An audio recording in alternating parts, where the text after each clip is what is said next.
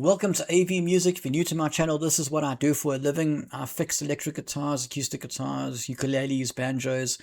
Basically, if it's got strings, I can probably help you out. This particular job was awful.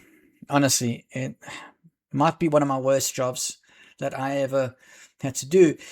Um, there was a lot that went wrong here that I was going to edit out, but I've since, while I'm actually putting this together, because I've got hours of footage here, I've decided to actually leave in all of the mistakes that I made and talk you through them because it's informative to you guys.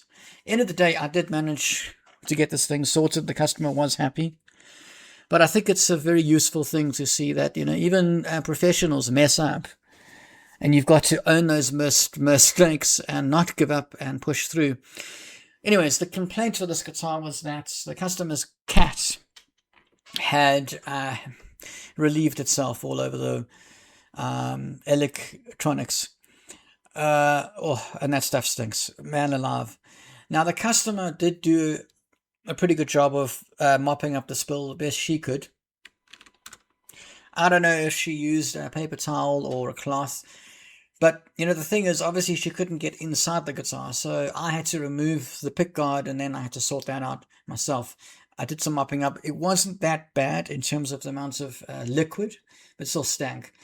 By this stage, by the way, by the time this footage starts, I have washed my hands about 3 times.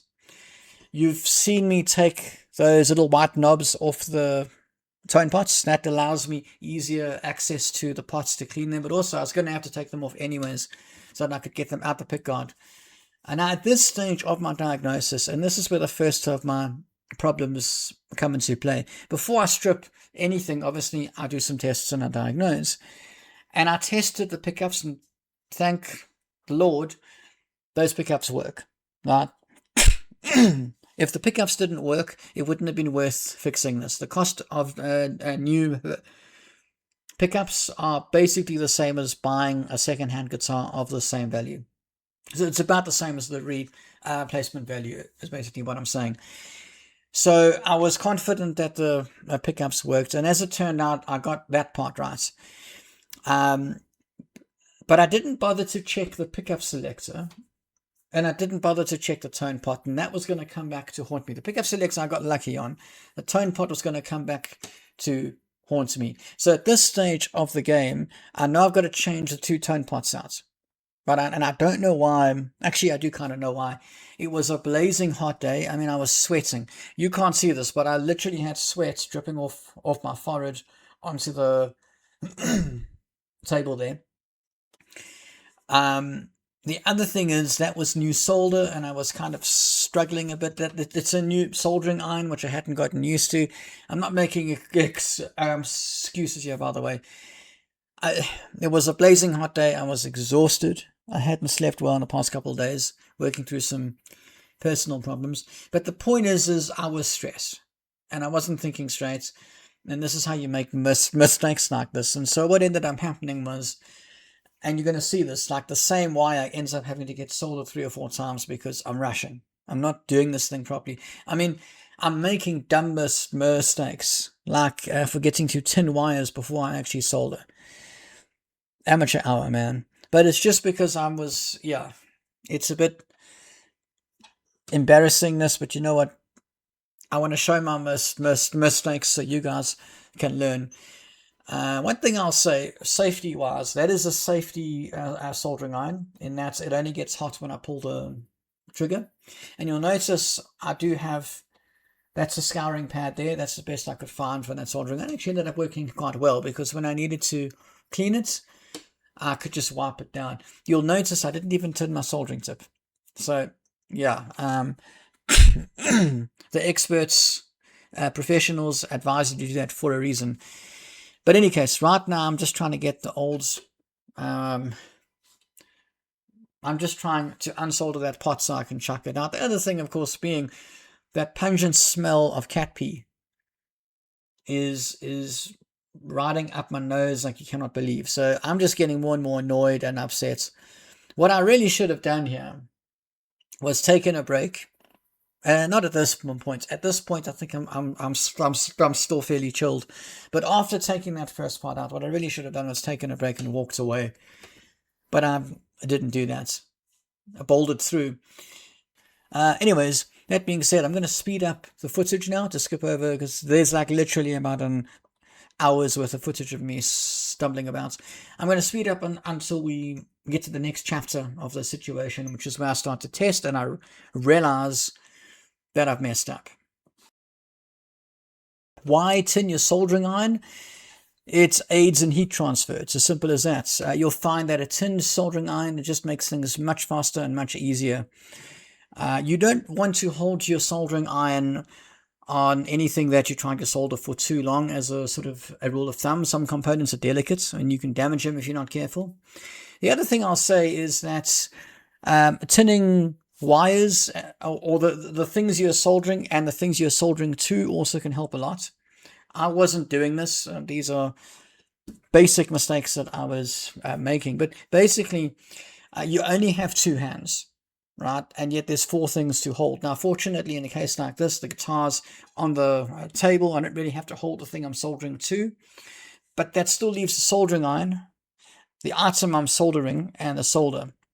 And so by putting solder onto the workpiece and onto the thing I'm soldering first, I can now put the solder down, and all I have to worry about is the soldering iron and the thing that I'm soldering, the piece of wire or the components. And yeah, so that's how I like to do things. And then I can always add a touch of solder on afterwards if I need to. Those yellow tweezers, which you'll occasionally see me pick up, I find very useful. Sometimes the thing that you're soldering is very tiny and it can be difficult to hold it without burning yourself. Capacitors, for instance, can get very hot. So yellow tweezers help to protect my fingers. I highly recommend getting yourself a pair if you can. The ones I've got are a little flimsy, but they do the job.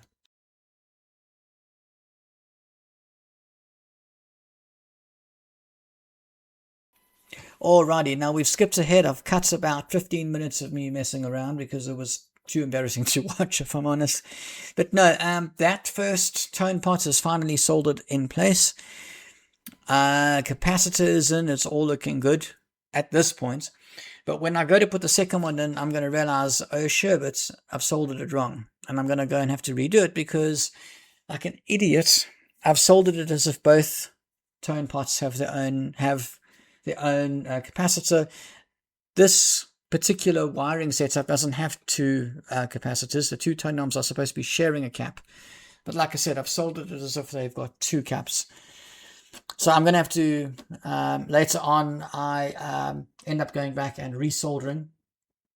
By the way, this video, I'm not going to be showing you exactly how I, like, the sort of breakdown of the circuitry. There's another video on my channel where I have done that. This is really just a demonstration. But yeah, right now I'm feeling relieved that one pot is finally done. You'll see me using a socket just to tighten up that nut, because just to finish it up. I have removed the second pot also. I just realized you can see that, and I'm about to start unsoldering it. You can also tell, by the way, they had the wrong pots in there. I don't know why. I don't know whether that was done in the factory. I somehow doubt it. But I'm changing it out for the correct pots. And yeah, we are about to start soldering in the second one. We're going to fast forward the footage again, yeah, but I'm about to get incredibly despondent when I realize that I've soldered it wrong. So just to reiterate, when I say the wrong pots, volume pots for a Strat style guitar like this are of course A250Ks, and your tone pots are B250Ks. The pots that I took out were in fact B250Ks, but they were the smaller ones. The ones I have put in are the bigger ones. Yeah. Now, I'm currently soldering in the second one, but in a minute, very soon, you're going to see that I realize, oh shit, it messed up with the capacitor, and so that's when you see me unsoldering on the first part there. This was painful, I'm not going to lie. Especially when it's something you've done as many times as I have done. Just goes to show that it doesn't matter how experienced you are, anyone can make a mistake like this. By the way, what I had done wouldn't have caused any damage if I plugged it in or anything like that. The tone pot just wouldn't have worked. Not like a tone pot anyways. It essentially would have, the pot that didn't have a cap soldered to it would have essentially worked like a volume pot. Yeah, so it's important to make sure you've soldered these things correctly. So our pots are finally soldered in place, and it is now time to reassemble. Just remember that volume pot, we will come back to it. Now, I thought I'd talk about how we test pickups, because although I had tested the pickups at the start, what I hadn't tested was the pickup selector, which is what you're going to see me doing right now. And all I'm doing is I'm tapping those pickups. What I've done is I've plugged the guitar in. I've given it a bit of volume. And the reason I'm tapping is because all we need to check for is signal, right?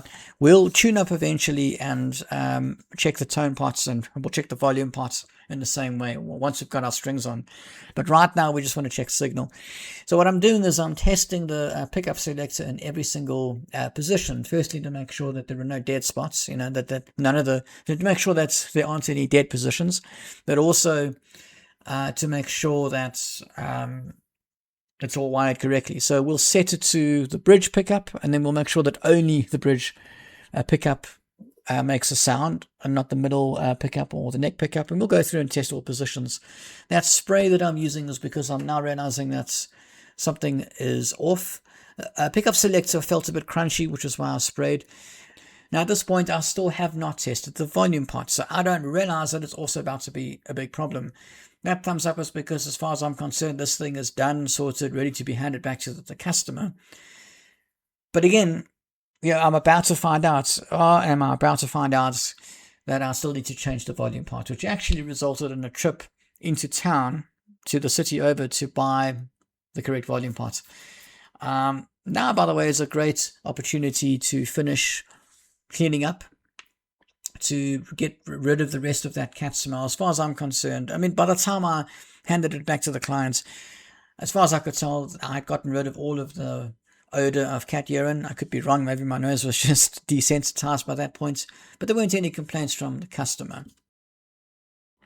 Now I've sped up this footage because all it is me reassembling the pick guard and then tuning up so we can test the tone pots, which is what I'm doing now.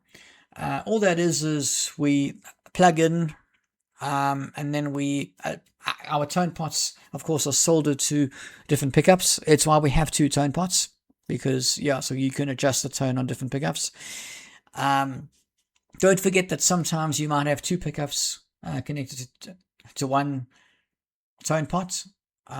That's not how this was soldered up, if I recall correctly. But I'm realizing at this point now during my testing that I'm getting some crunchiness, and I'm not entirely sure why. The tone pots themselves work, which I'm grateful for. So on one hand, I'm quite happy. On the other hand, there's crunchiness. And I just want to point out that we had record high temperatures. We were close to 50 degrees Celsius. And so you're about to see me spraying that tone pot for an unknown reason. Like, what am I thinking? There's a brand new tone pots. Because I still haven't clicked. I still haven't realized that my volume pot needs to be tested, right? Like, of all the pots that are likely to have crunchiness in them, it's most likely to be the volume pot. But I haven't figured that out yet because it's so hot and I'm so tired. And in a second, I'm going to walk away frustrated, but I'll come back and I'll get back onto it. It was not a fun day for me. Now, at this point, you're not going to believe it. I've probably spent about 15, 20 minutes testing these two pots. I've hit a stone wall here. You'll notice I've just sprayed that second pot. So both tone pots have now been sprayed because for somehow I cannot, my brain won't move to the next point, which is, obviously test the next pot, right? But I guess because the temperature, because of the stress I was under, not because of this guitar, just life in general, I couldn't get to that point. And so, the advice that I've learned now is when you get to that point, just put it to bed, man. Just rest. Just leave it until the next day. take a break. Yeah, this is, at this point, I'm despondent. I'm genuinely depressed. At least now I know that the volume pot needs to be changed. But I'm realizing that I'm going to have to drive into town. So that means extra petrol. It means an extra potentiometer, which I haven't quoted for. And I don't like adjusting quotes. I don't like having to phone the customer and tell them, sorry, I didn't realize this was also broken. There's exceptions that can be made there, but not in this case. This is my mess up. I didn't test the volume pot. That's on me. So it's extra money that unfortunately, I did still end up making a small profit, but it ate a lot into my labor. Now, at this point, I want to apologize because there is no footage of me soldering in that new volume pot. I was just, I don't know, I was too frustrated. The weather was hot. This was genuinely the most frustrating job I've ever had. One of the most frustrating jobs. And not because of the guitar. The guitar itself was a straightforward job, right? It was just my mind wasn't in the right place. I mean, it was unique in terms of how it got damaged. I will say, I didn't know that cat urine could eat through wires. But in any case, all of that's been done. The volume pot is in. As I get these final screws tightened up, I'll say that the way that we test, we always double check before we put those screws in, because it's a lot of screws to have to undo if something isn't working right. And we are very careful when we put the pick guard back in place to make sure we're not squashing any wires or anything. We will test. Once all of those screws are tightened up, we will do one final test just in case. Because as you tighten the screws, the pick guard does get squashed down. So yeah, you want to just make absolutely sure that it's functioning perfectly. Just as I finished tightening up these screws, I've been in two minds as I narrate this as to whether I should even post this video. But I think it's important to not just have videos of our incredible successes, when jobs go perfectly well, but we need to have videos of jobs that go really, really badly, when things are challenging. And normally at this point, I would cut to me playing the actual guitar in question to demo it for you. But in this case, I really couldn't be bothered. Normally I'd be excited to be finishing a job, and it feels good to see the customer's face as you hand them their guitar, but in this case it's just mostly relief. So after all said and done, thank you so much for watching. I hope you can learn from my mistakes, and I'll see you in the next one.